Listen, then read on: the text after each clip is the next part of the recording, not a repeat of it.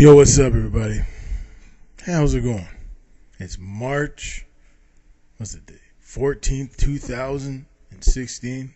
Wow, it's been an interesting year, eh, folks? Take your time, part 7. The one and only Mark Anthony Spencer's back here once again, folks, just to tell you, I'm still the best. I'm joking, I'm not the best. There's better than me out there, around the world. I've seen some good movie previews. Seen the new Batman vs. Superman, actually the 4th international trailer. It looks pretty sick. I mean, Ben Affleck and Henry Cavill are going to duel it out. It's going to be crazy on the big screen. I can't wait. March 25th, I'm going to be there. I'm going to be square. It's like WrestleMania. It's coming. What, April 3rd? Shane McMahon versus the Dead Man, The Undertaker. And that's going to be absolutely phenomenal. You know what? I took a look at that Roadblock pay-per-view, saw a couple highlights. Man, got to give it to him, you know, your Triple H, your Dean Ambrose, pretty good stuff. You know, the New Day, they're still the tag team champions. You know, there's no doubt there's some good young talent coming in. People like Sami Zayn coming in. You know, you got some other great young stars coming up to the big roster like Finn Balor and some big names from back in the day. It's called the Bullet Club. And their name is Doc Gallows and Carl Anderson, just like AJ Styles. Come from Japan, show the world what they can bring. And that's what they're going to bring. They're going to bring some more entertainment. That's what we love to see at WrestleMania in Dallas, home of the Dallas Cowboys. Jerry Jones, hey, wouldn't that be cool if some of the Dallas Cowboys invaded on WrestleMania 32? Wouldn't that be cool, folks? I know that would be something I would have to put my finger on and say, wow, that is absolutely amazing. So let's get down to the nitty-gritty, folks. It has been an interesting year so far. There is an election going on. That's true. Donald Trump looks like he's going to take the nomination. That's double true. I don't think it's possible. You know why I don't think it's possible? You know why I said he's going to win the nomination for the Republican Party? I said it was going to be I said it was going to be Rubio, right? Marco Rubio. It will be Marco Rubio. He might be losing in Florida, but let me tell you right now, never know in this race. You never know where. Say if Kasich wins the next 2 states, he wins Ohio, he gets Ohio, right? And he wins, say he wins Oregon, and then he wins Washington State. Trump wins California. Rubio, he wins one of the little Midwest states. Say he wins Arizona because of John McCain. Then that's when it gets interesting. You know, we all think it's going to be Trump is going to win the nomination. But let me tell you right now, I think it's going to be Marco Rubio. I really do. Because Marco Rubio is the one guy in this entire race for the presidency that could shock the world. You know what I mean? Shock the world. It's like this. To my people who feel that I can't bring it, and I know I can bring it. And he's going to bring it. He's going to tell the world that I'm here for change. And I only hope he's here for change. It's not the same old story. And we've seen it over the last 70 years. Nothing ever changes in Washington. Nothing ever changes in the world. Never mind the movie biz, the music biz, the video game biz. Nothing has changed in the last 50 years. It's still the same story. Just look at the Academy Awards, man. Come on, man. I can't make this stuff up. It's the same people winning the same awards over and over again. It's never a good movie that makes $100, $200 million gets a nomination for a great movie. Or an up-and-coming actor or actress that deserves an award. You know, we never really heard much about them, but they never ever win an award in their career. It's absolutely phenomenal. But hey, eventually Hollywood has to change their ways. You know, they haven't treated people of all backgrounds, all nationalities the same. We ought to treat each other with respect. And I hope they change their ways. Why go to the movies and support them if they don't support the people? It's all about the people, folks. We got to treat everybody how you want to be treated. One thing Donald Trump, one thing Hillary Clinton, Bernie Sanders, Marco Rubio, Mr. Cruz. One thing these people all have to understand. We're all people. And we need to be the people. We need to represent the people.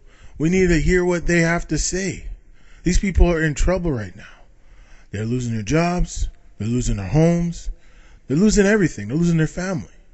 People are struggling, man. People are living on the streets. People are living under bridges. But they don't understand that. It's all about making money to these suckers. Some of these people have been born with a golden spoon. And we have people out there just trying to get something going. And these people got to understand. We need some change.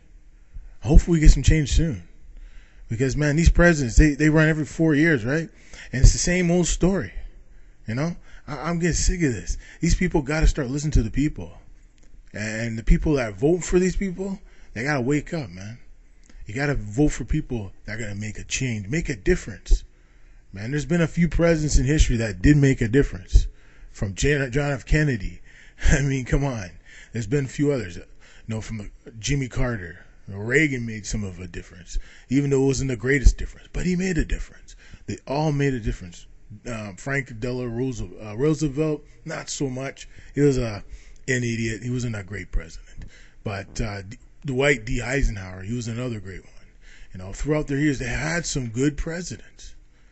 And they had some presidents that just didn't listen to the people. I don't know what it is, but everybody in this business has a price. So if you have money, if you have a Brinks truck, remember, folks, just like when you put them in office, you think things are going to change. Things never change. You have to demand change. And when you go to vote Tuesday night across the nation, my cousins to the south, just remember this. You, the people, you have to make a difference. You have to stand up. You have to say, hey, is this election going to help me, help my family, help my future? Or is it going to make it much worse, make it much harder to live in a country that I grew up in, I love, and I serve for? Remember that. And I'm telling you a bit of truth here. Vote with your hearts, folks. Some people, they don't even want you to vote. They've been doing this for years. You know, I remember, in 92, I think it was Ross Perot. He challenged these guys, It's like your Donald Trump's doing. He really challenged these people. He said, you know what? It's a good thing we have options. This is important. You can't always vote for the same person over and over again. Now, one thing I don't like about back in the 60s, 70s, at one time, you look at it back in the days with the Soviet Union when they only had one party. It was a Communist Party. It's like you see in China. Now they're starting to open up and maybe do elections. It's very important. They even see in Syria, eventually they're going to need elections. They need some change in our country. But the thing is, the people that they bring in is much worse. Let's look at Iran. At one time, they had this leader. He was the Shah, and he was a butcher. He butchered his people, man. He butchered them. And then the Ayatollah came in, and they cleaned that up. And it got much worse. Then you have the Iran-Iraq war back in the 80s with Saddam Hussein. Very bad. And then you have the Gulf War. And they have a couple more wars. But it never ends. Because remember, these people, they're all about the money, man. They're all about the money and control and power. They want to control their people. They want to control everything they do. I remember talking to my friend. He lived in Iraq at the time. And someone spat on the TV. I'll never forget this. He said someone spat on TV. I think within 2 hours, they got picked up by Saddam's secret police. You hear that? Secret police. That's what I'm scared of, folks. That's the type of world we don't want.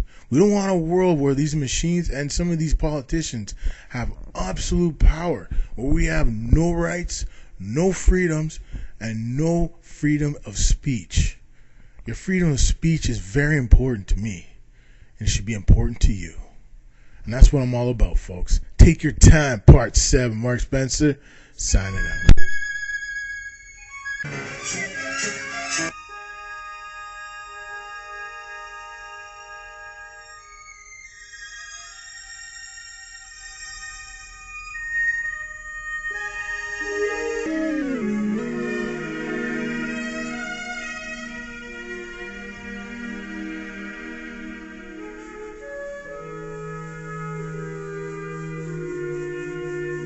Oh yeah, one thing. The tournament's coming up. It's going to be a fun one. Thanks for watching, everyone, and you have a good day. And remember, folks, it's what you do makes you make a difference. Make someone happy. People happy. And enjoy life to the fullest. And one thing I learned about in some movies I've watched over the years: happiness, love. That's what makes this world what it is. And what I believe and what we need in the future here is we need the love, we need the passion, we need the unbelievable, unconditional understanding that we have to work together, folks. We're family, y'all. No matter what happens. That's why he died on that cross, folks.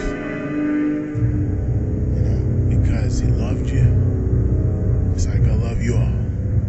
Love is very important.